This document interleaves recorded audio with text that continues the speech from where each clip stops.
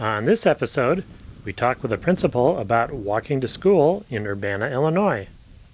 Then we talk with an engineer about safe routes to school. We meet a school crossing guard in Champaign, Illinois. Finally, we learn how the Champaign-Urbana Mass Transit District promotes walking, cycling, and transit. Stay tuned.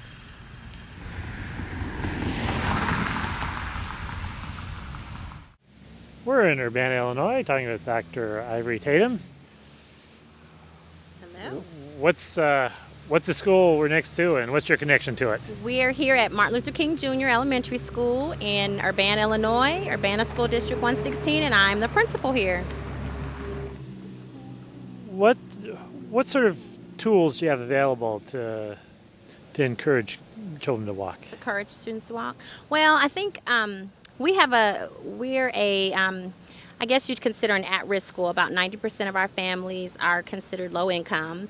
And so we have a basic population of students who walk to school no matter what because they don't have any other mode of transportation to get here. So that group, we do little things for, like trying to have hot drinks for them. We have students, I know this is something that we've worked with the city of Urbana and we're continuing to work with, who walk through the snow, who walk through the ice, the rain, who don't have parents who can drop them off or pick them up. So we try to do things here.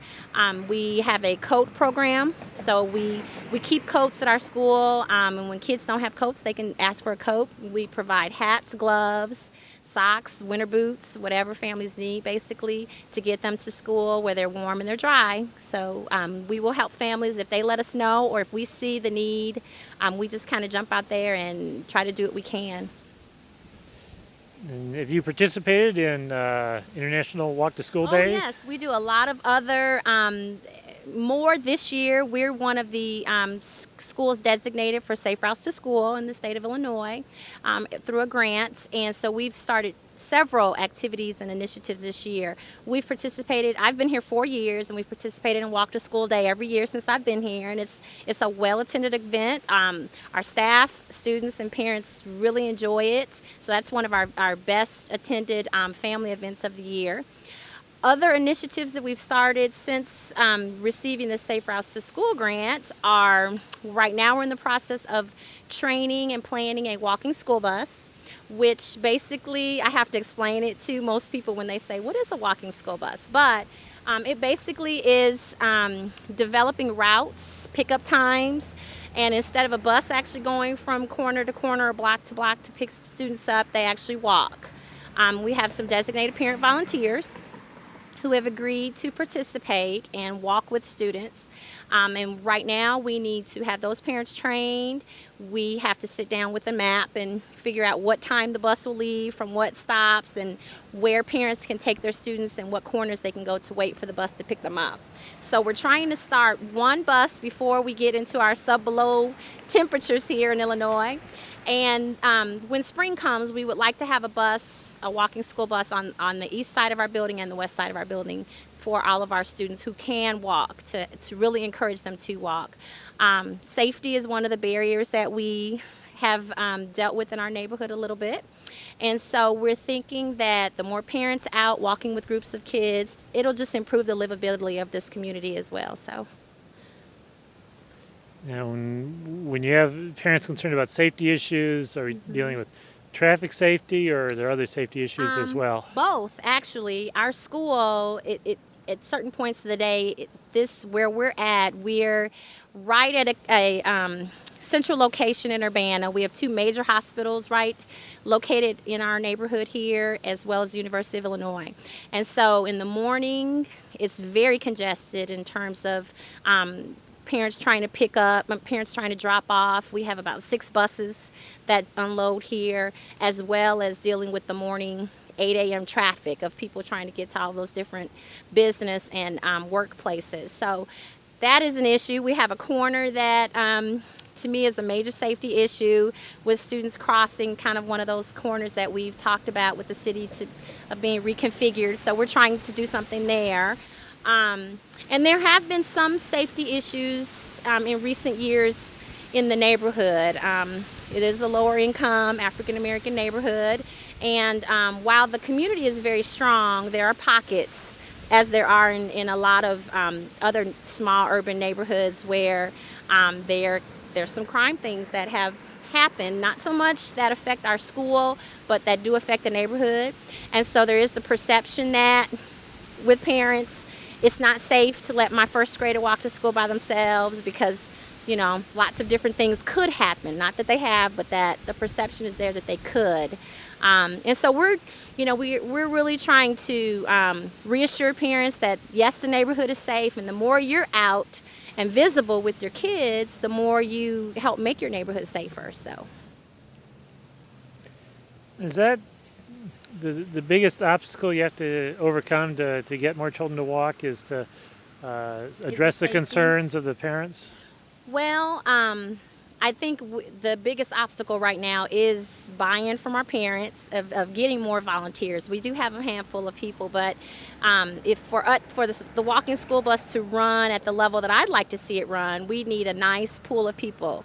One of the issues with that, though, is being a lower income school. We have lots of single mothers who are home with infants and babies. We have lots of grandparents who are raising kids, kind of raising their kids.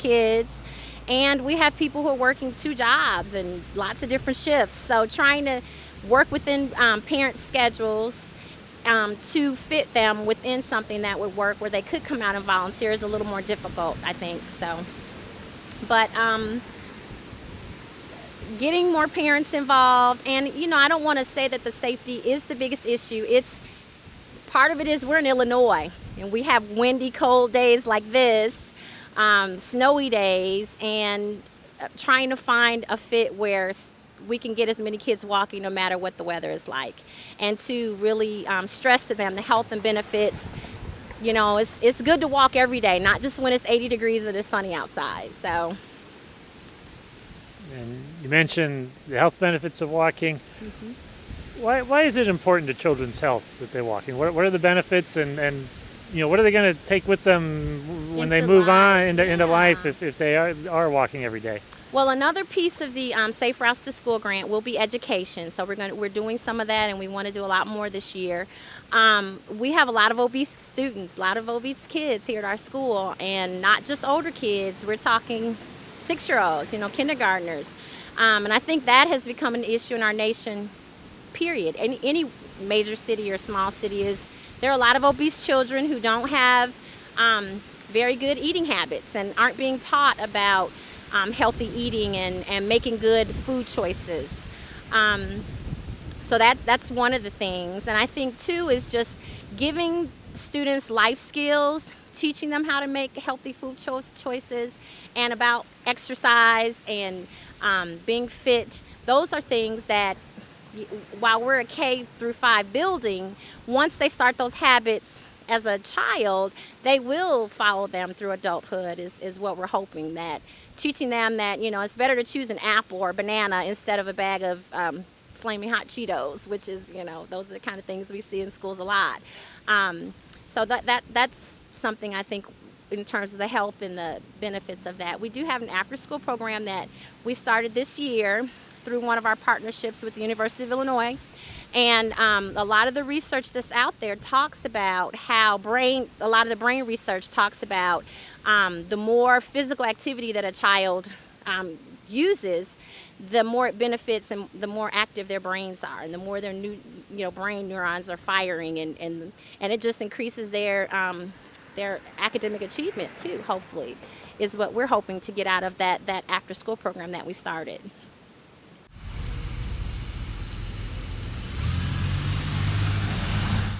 We're talking with Jennifer Selby, who's a civil engineer with the city of Urbana. What's your connection with Safe Routes to School? At the city, I do a lot of the bicycle and pedestrian engineering projects, and I just kind of got on board with the Safe Routes to School pretty much as soon as I started. Started out just doing walk to school day, and then when King was chosen as the Safe Routes to School National Partnership Project, I became involved in that, doing walkabouts, just working with the principal on different activities. The city entered into a memorandum of understanding with the school and the partnership and just agreed to participate in their activities, apply for grants on their behalf, those types of things. So what are some of the infrastructure items you'd be looking at in the vicinity of this school?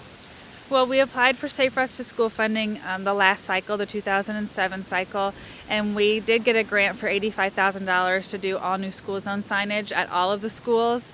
This particular school has pretty good signage around it. Some of our schools don't have the fluorescent yellow-green signs yet. This school does, but one of the problems that we have at this school is people passing the stopped school buses, so they'll be getting signs that say the unlawful to stop past school buses.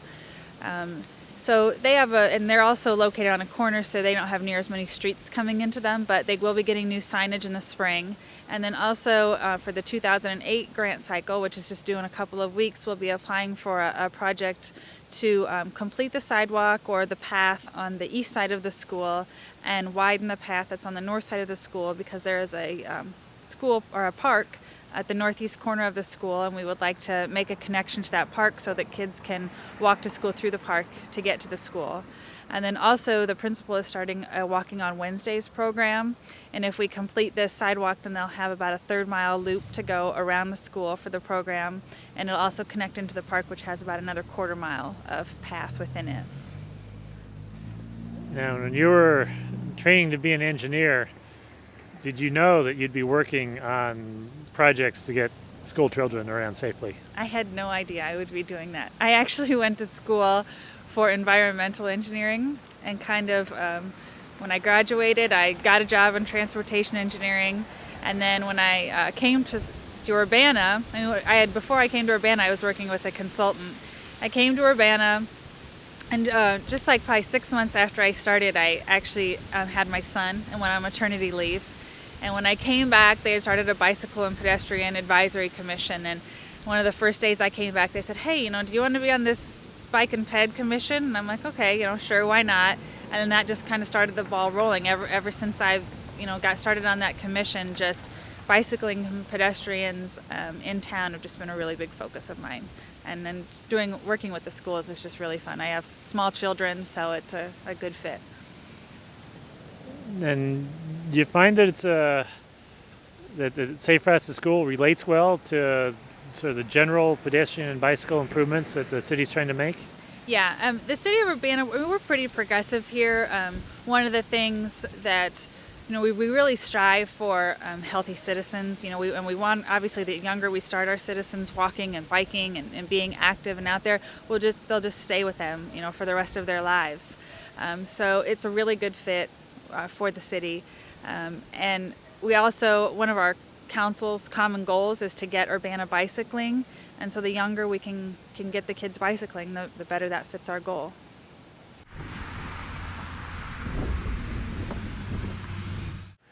We're in Champaign, Illinois, talking with Rose Hudson. What was going on here just a little while ago this afternoon? Well, I was actually out here doing crossing guard for this elementary school. You can see behind us a lot of the traffic. These kids from this school that are walking have to cross 4 lanes of traffic. We have no intersection out here really to slow the traffic down. So my job is really to get out here and stop this traffic and help these kids get across the street safely.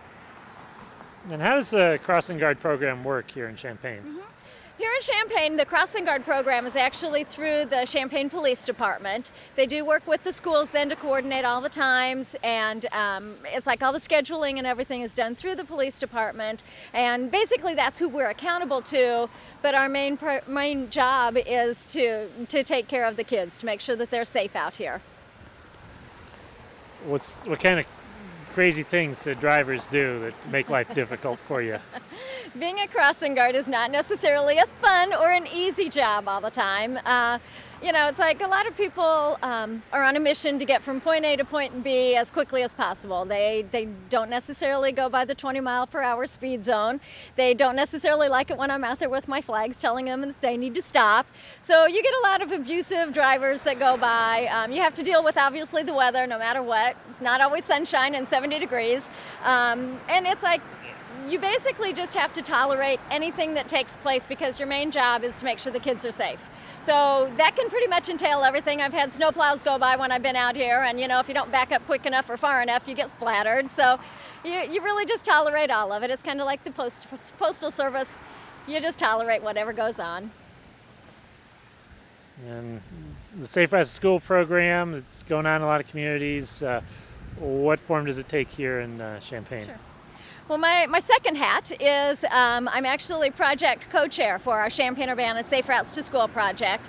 We received some of the Safe Routes to School community grant money, and with that grant, we're actually doing a big educational program throughout the community to really remind everyone. It's not just the education for the students on pedestrian and bike safety. It's not just for the schools, teaching them how to keep their kids safe around their school. It's community-wide. It's reminding the motorists out there why they need to follow the school zones, why they need to be a defensive driver. If they need to put the phone down when they're near a school, put the phone down. So the media campaign is to remind everyone to be safe around the school. It's not just the kids that need the education. It's reminding sometimes the adults that are behind the wheel how to be a good driver and how to be good and safe for the kids. So we're doing a major campaign with a lot of different components. Part of it, and not selfishly, I want to tell everybody, but part of what we're doing is we've created a crossing guard appreciation program because they do take a lot out here. And so it's a way for the schools to nominate their crossing guards saying, we really appreciate what they do. And each month we'll select a winner throughout the whole school year, and that winner will receive a certificate of appreciation as well as a gift card for a local restaurant, and then we'll also have their information in the News Gazette, which is our local paper, just to let everybody know that, hey, it's like, this was the crossing guard that was nominated and picked for this month. But along with that, it's again another educational piece, because if the adults see that in the paper, it reminds them once again why we have crossing guards, why we have school zones, and it's all about keeping our kids safe. Another part of what we're doing with our grant is we're doing a billboard campaign. So it's like our first one is actually going up December 8th, so we're kind of excited about that. But again, it's a reminder of the school zone, and that sounds really redundant, and for some people that really may not sound very important, but 20 miles per hour makes a big difference. When you've got a motorist going along at 40 miles an hour and a kid is darting out in front of them for whatever reason, chances of survival are really not very good. 20 miles per hour actually raises their chance of survival should something happen much, much greater. So it's like to really remind everybody that there is a reason for 20 miles an hour. It's not just to make them late for wherever they're going. It's to make sure that the kids are safe. It's to make sure that that vehicle has the stopping ability to stay safe for everyone. So the billboard campaign will be going on. We're also going around, we're doing bike rodeos to help teach and educate the students within the schools. We do some bus advertising with our Champaign-Urbana Mass Transit District. So we're doing some billboard or some outdoor advertising on the buses as well as the inside advertising. And then we just go around and make ourselves available to talk about pedestrian and bike safety with pretty much anybody that'll listen to us. And so we hope that by the time that our grant is through, truthfully, we're hoping to get some more grant money to continue. But even in this short amount of time, it's like, if we can remind even a few people and make it a habit to go 20 miles per hour in a school zone, it'll be worth it. And do you find that your Safe Routes to School issues are different in the two cities, even though they're right next to each other? We do. We're one of those communities that basically a street is all that divides two cities. We have Champaign and Urbana that really it's like once you pass one street, you're in the next city. And so we have two different school districts that we work with. And it does make it a little difficult, makes it a little challenging sometimes, because within those two school districts, we have definite different ways of how our districts approach our schools. We have neighborhood schools that are in Urbana, so we do have a lot more students that walk and bike. And then in Champaign, we have what's called School of Choice. So we actually have more students that have to get transported to school through the bus system, or their parents have to drive them. And what happens with that is that you get a lot more traffic around these schools that you don't necessarily have with a neighborhood school. But we also have the issue then that sometimes the parents that are within, their families are within walking and biking distance, they kind of they sometimes take the attitude that, well, it's easier to just drop my kids off, or I don't trust the traffic, so I know I can protect my child better if they're in my car. So we still have a lot of parents in the Champaign district that will drop their kids off with a vehicle just because they feel that they're safer. So obviously the educational piece needs to be working there as well, that they feel safe to let their kids walk and bike, even if they are close enough to the school to do that. So it's like we have a lot of challenges when we work within the two school districts, even if it's on one project. We do walk and bike to school day every year. We've done it for 5 years.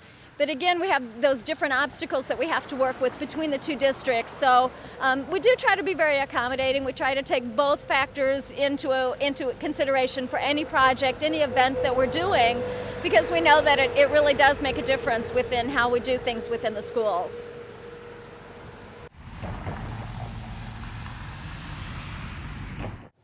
We're talking with Cynthia Hoyle, who's a transportation planning consultant with the Champaign-Urbana Mass Transit District. What is the Mass Transit District?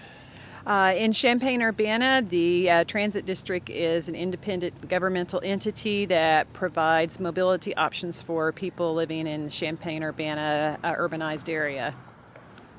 And what do they have you doing for them? We call it CUMTD for short. It's a very progressive transit district, and they hired me to work with the communities and local units of government to promote walking and biking and transit and development that supports mode choice for the people who live and work here. And development that supports mode choice. What would be some of the characteristics of that development that might differ from some of the stuff that's been built in recent years? Well, we've historically had very high rates of walking and biking and transit here. Even still in Urbana, 35% of the work trips are non-auto. And so, but that number had been going down because a lot of the new development did not provide for interconnected streets. It did not have connections for pedestrians. The buses could not reach people. People had to walk long distances to get to the main streets where the bus routes were. So the transit use and the walking and biking rates had been going down. So in developing a new long-range transportation plan for the community, I represented the transit district during that process, and we advocated for, and the cities also wanted, based on the data that we got, to shift how we were doing business in our community and to promote more infill and redevelopment, more walking and biking and transit, more mixed use, and give people choices in transportation. The cities wanted to do this because the growth that they had been supporting was becoming too expensive for them to service and maintain. In the long run, when you build that kind of development and everyone drives more, you have more and more congestion. And so the only way to solve the problem when you've got your major employer, which is the University of Illinois, in the middle of the community, is to give people other ways to get there. So we have about 12,000 faculty and staff and 43,000 students right in the core of the community, and you cannot move that many people in and out of a small space by auto without having freeways running in and out, and the community didn't want that. What different tools do the local governments have to make these changes, to have this development go the way that they want it to go? Well, the cities have been using more of their resources to develop bike plans. The city of Urbana has an award-winning Urbana Bike Master Plan that they just passed last year. The city of Champaign developed a new master transportation plan that was all about all of the modes being accommodated, and it included a complete streets policy and a bike plan and requirements for pedestrian facilities and nodal development and more transit options. So both of the cities have begun making the plans, and the next step in the process will be also some changes in ordinance requirements for design with new development that provides for those facilities to be incorporated in as it's built. It's much easier to build it correctly than it is to refit it. And the developers are becoming interested in this too, as they begin to see that being green or sustainable is a lifestyle choice a lot of people are looking for. So that, and working with the public schools, Urbana's maintained neighborhood schools in the community, and with the increasing prices of fuel, the schools are looking for options for students to get back and forth without having to be bused. So the schools have also begun doing things like funding, putting in better bike racks, and all of those things together. They're participating in Walk to School Day, and we have 2 grants locally for safe routes to school. One of them is an education and community awareness raising grant, and the other is infrastructure in Urbana for the school zones. And so as we begin taking all of these incremental steps together, it begins to gain momentum, and then you have a synergy that helps move things forward more rapidly for the whole community. And even though you're working for a transit district, you keep mentioning those other modes, walking and bicycling. Why is it important that you're thinking of all the modes? Well, because all transit users are either pedestrians or cyclists on the beginning and the end of their trips. And infrastructure that supports transit also supports walking and biking. And the Champaign-Urbana Mass Transit District passed a strategic plan in 2001 in which they recognized that they needed to look more towards being mobility providers and not so much in the small box of just bus service. And that's when they contacted me right after I moved to the community to help them in accessing processes, planning processes at the beginning where they could have better input than to wait until the end and say, well, that doesn't quite work for us. So now we're at the beginning. I'm there with the city staff looking at new development applications and making recommendations for design that will better support access by pedestrians and bicyclists and transit users. And so this is a very progressive transit district. They also asked me to chair their sustainability committee. And a huge part of what the entire transit industry in this country is doing now is looking at mobility as an issue and mode shift. And how do we give people choices that allow them to shift modes and to move between modes so that they seamlessly can make their trips. So we have bike racks on all of our buses, two-seaters. We're looking at right now putting in 3-seat bike racks on the fronts of all of the buses. We allow folding bikes to be carried onto the buses. We're also beefing up bike parking and looking at bike lockers. And so the district is very supportive of looking at all of those options for people to improve mobility. Visit us on the internet at www.pedestrians.org.